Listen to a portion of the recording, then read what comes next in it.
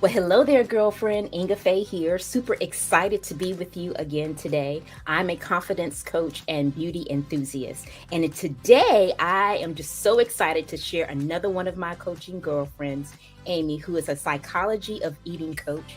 She is on fire for food, y'all, and she helps women explore the intimate subject of eating, body image, as well as savoring their relationship with food. So, without further ado, I'm going to introduce my girlfriend Amy, and we will see you inside.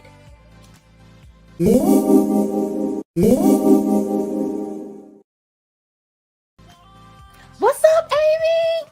Hello! We got the memo! Yes, we got the pink memo today. I am so excited to be with you and know that you got the memo. That is just so cool. When I saw you today, I was just like, she got the memo. It's the vibe. We got the pink vibe going on. So tell us, girl. Oh, we're going to talk about how food can be our friend. But before we get into that subject, we want to know a little bit more about you, who you are, who you serve, and how you serve them.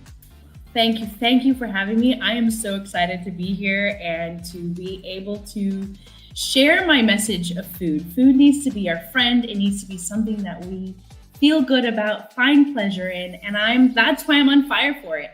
I have been on a journey myself, starting through being young and fighting the needing the low fat and needing to be on a diet all the time. And I think back at what a waste of time. I spent all this time worried about my body and not eating or eating the right thing.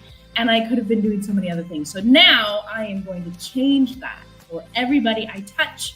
I love helping people discover their relationship with food, because when you have that, you are on fire for how you look, how you walk, how you dress, how you function in the world, and you get to focus on everything else. And so the relationship with food is a key, and I have a very unique life. I actually live out of a suitcase, and I get to travel around the world and talk to people on airplanes, on trains, in the airport, all over the world, taxis. I love talking about food and leaving points and tips. And so I hope today that I am going to be able to leave some juicy nuggets of wisdom for you to fall in love with food. So I forgot to ask you, girl, where are you broadcasting from today? Today I am in La Cruz de Guanajuato, Mexico. It is on the bay of Puerto Vallarta, north of the city of Puerto Vallarta. So awesome. Now, I can say, I'm going to share this before we get into the interview, but one of the things that I have absolutely loved about what we've been going through for the past couple of years is the fact that I can connect with someone like you. I know our paths would have probably never crossed if we didn't meet each other on social media. So I just think it's so cool that we are now girlfriends and able to connect. I'm on the Gulf Coast in the United States while you're in Mexico. That is just so cool. It is fabulous. Yes. So let's get into it, girlfriend. What is a relationship with food? What exactly does that mean? Consider your relationship you have with a spouse or your best friend or your child. These things take a little bit of thought. You want them to be easy and flow easy, but they still take a little work. And they take some camaraderie between two people to find balance. So that's the similarities. The difference is you actually get to be in charge of this relationship. And you do need to acknowledge it, though. So if you don't acknowledge it and you've put it behind you, you've shoved it in a drawer, you put it in a closet, or you don't even know it's there, it's just lurking, you actually hinder your ability to flow through life and eating food that is balanced in your body and that you're craving, and you're not beating yourself up for having that extra piece of cake, right? So being in a balanced relationship with food allows you to flow with what you're eating. It allows you to listen, because your relationship with food is your body talking to you about what it really needs. And sometimes we need that extra piece of cake, and it's okay. But if we beat ourselves up about it, our body actually can't digest it as well. So your relationship with food is how you come to the table, how you eat, and who you are as the eater. Sometimes we're that 7-year-old child that got to have ice cream, and we so enjoy ice cream that the joy, we still let that bubble up in us, and that is beautiful. And sometimes we're the 15-year-old child that won't eat it because it's fattening, and then we beat ourselves up because as adults we really need to have that ice cream once in a while. So it's exploring those things and understanding who you are as an eater. That's really important. So, how do you have that balance? I mean, because I know we all have those cravings. Okay. Balance is being okay in your body. And many of us, as we go through our day, we might drink the water or not that we need. But we're kind of on autopilot. We get into this, you get up, you get your coffee, you get your breakfast maybe, or you grab something as you're running out the door or going to the office. And eating is kind of a, oh yeah, I need to eat thing, or I forgot to eat, or I eat or I don't eat and then I'm hangry, or I don't plan very well and so I'm going through the drive-through all the time to get food, which is okay. That is okay, because eating is better than not eating. But I can give you tips and tricks on how to avoid fast food. So anyways, that's a whole nother subject. But finding balance is learning to listen to your body and be aware that it needs fuel, and then be aware of triggers. Like, I know that if I'm starting to lose energy in the afternoon, it's time to go have a little snack. Take a 5-minute break, and you're like, I gotta get this thing done. You're gonna have more brain capacity, more ability to focus on that thing if you're not got this niggling going, you're hungry, you need to eat, you haven't eaten, you didn't eat lunch, shame on you. And then you get to home and you're to the kitchen and you're like eating as much as you can because you're starving. So finding balance is learning how to function through your day, being prepared with how to fuel yourself. Awesome. Now, I come from a bodybuilding background. And when I was doing that, my trainer made it a point to tell me that I needed to eat every 2 to 3 hours. So I'm curious, do you have that same philosophy? Or if not, what would you recommend? Right. It totally depends on what your goals are. As a bodybuilder, you are constantly working your muscles more than the average person. So you need more fuel. I mean, think about it. If somebody's going to drive 10 miles, they need less fuel than the person who's going to drive 100 miles. So it depends on what you're asking from your body. I do not have a ideal, everybody fits in this cookie cutter way of eating plan, because I work with people from all different spectrums. Your bodybuilder coach is working with bodybuilders, and so they know what works really well for the bodybuilder. I have to have more flexibility with the 72-year-old who gets to go for a walk once a day. She doesn't need to be eating every 2 hours.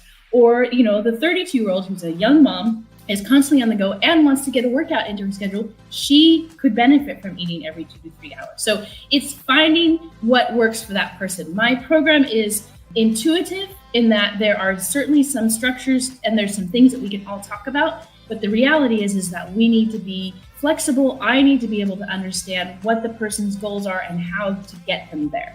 Awesome. So it's that classic answer that I hear oftentimes where it says, it depends.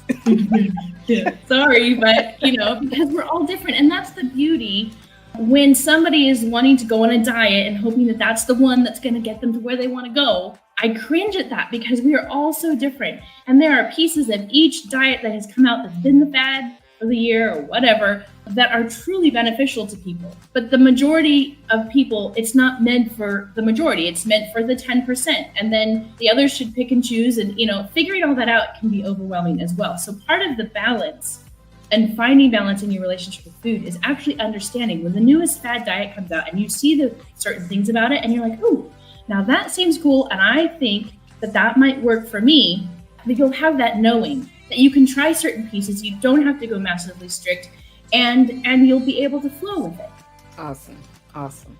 How will having a juicy relationship with food change your life? A juicy relationship with food would change your life, because as you are able to flow with what your body is asking you for, you are more in your body. You're aware of the feelings. You're aware of what it's telling you. You should be able to be in tune with what it's asking for. And when you're that way, what you eat and how you eat becomes this little window of time every day. And the beautiful thing is we all have to do this, but you have this extra time where you're not worrying about eating, and you're not worrying about what you should and shouldn't and how many calories or how many this or that or counting numbers, If you don't have to, if think about it, if you didn't have to take the time to worry about those things, you get to spend that time on something else. I am sure we could all benefit from an extra hour where we don't have to overthink food and do something more fun, more amazing, more in line with who you are, what your hobbies are, or even your business. Like being in tune and having a juicy relationship with food gives you more time to do more things that you love. Awesome. Totally agree. So I was just thinking, we're talking about this relationship with food. So I'm thinking like relationships, when you're first dating someone, you're getting to know them. I know my girlfriend and I used to say that you're meeting someone's representative when you first meet them. They're not really letting their guard down. They're just kind of getting to know you. And as a result of getting to know you, they may let a little bit of themselves come out, but not necessarily all of themselves come out because they're not sure how you're going to take them. Is that kind of a similar type of thing when it comes to food relationships? Because I know when you said dieting earlier, it made me think, so how would that relate to a relationship? Would that be someone you just met and when you're dieting and the relationship is more of a marriage where it's a relationship? Yeah, I love that question. It's got my mind on fire. You know what a diet is, in my opinion? It's an arranged marriage. It's like, here you are, you have to make this work.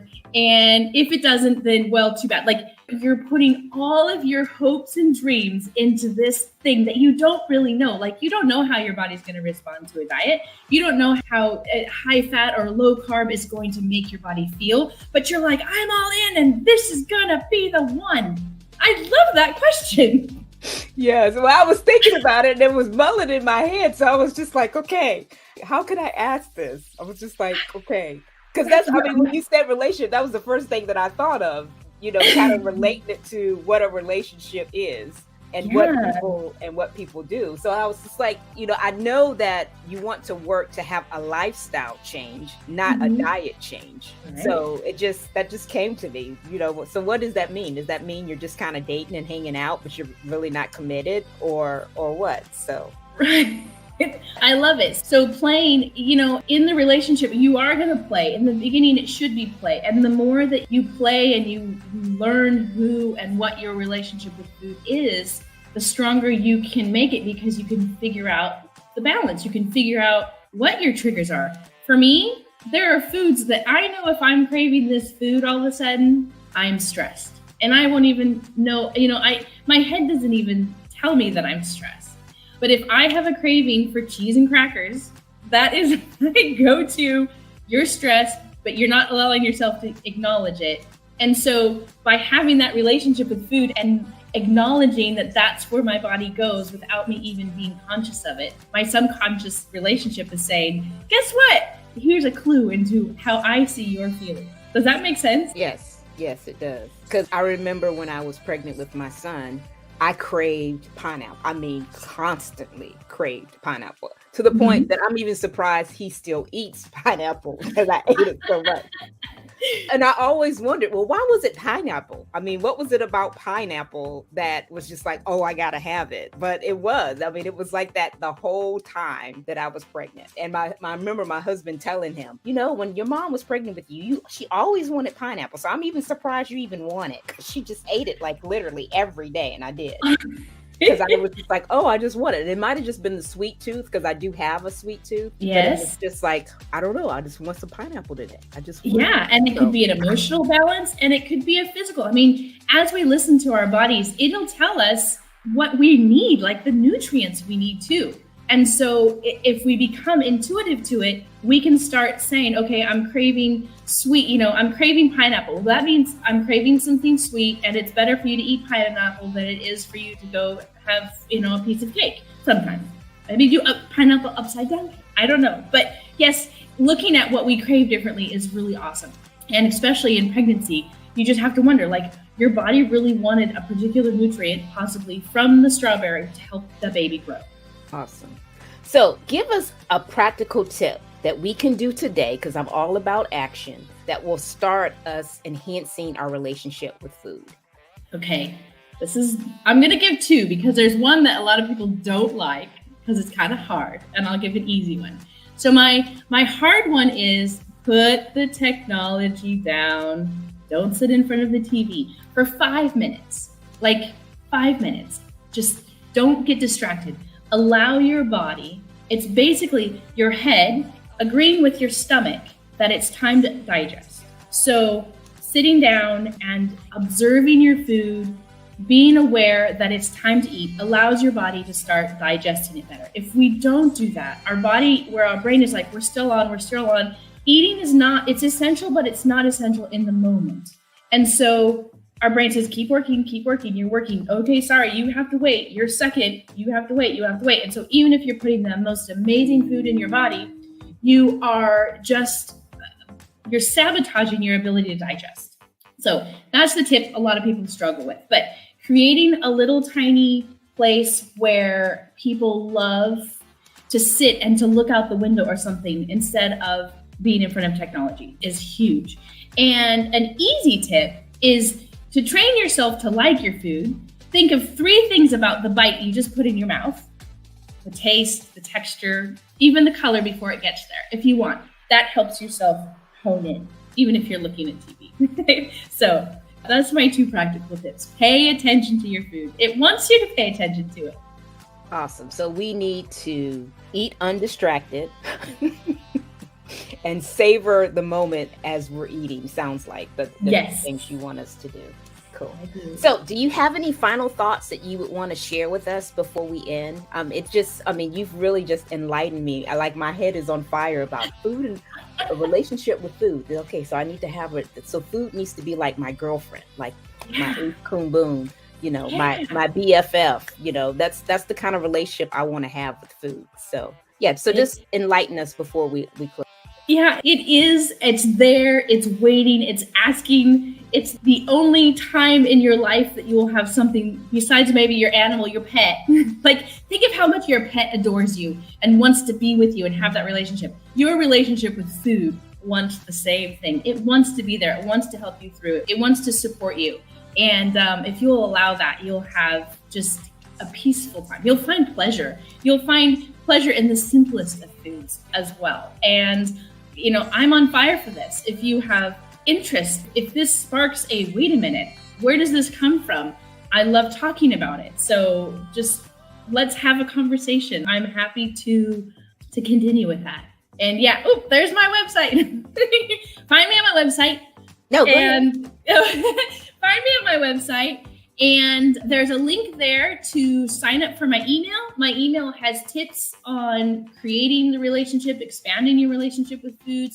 And I love to hear from people through that as well. You can also find me on social media as Amy Civica, just my name, on Facebook and LinkedIn and Instagram. And I'm always happy to share and talk about your relationship with food because it is so important. Awesome. So yeah, just like she said, this is her website. If you are having trouble writing that down, don't worry about it because it's also in the description. I also will have her social media information down in the description as well, so you can get in contact with her. So don't worry about typing it or writing it down. You can just cut and paste. That's so much easier, right? More than like you're either on your phone or on the computer where you can just cut and paste and make it easy. But it's been so great to chat with you today, Amy. I'm so glad you got the pink memo. And I hope you guys got a lot out of what Amy has to say today. And like she said, if you're interested in connecting with her, by all means, connect with her via her website. And thanks for watching as always. And bye for now. Mwah.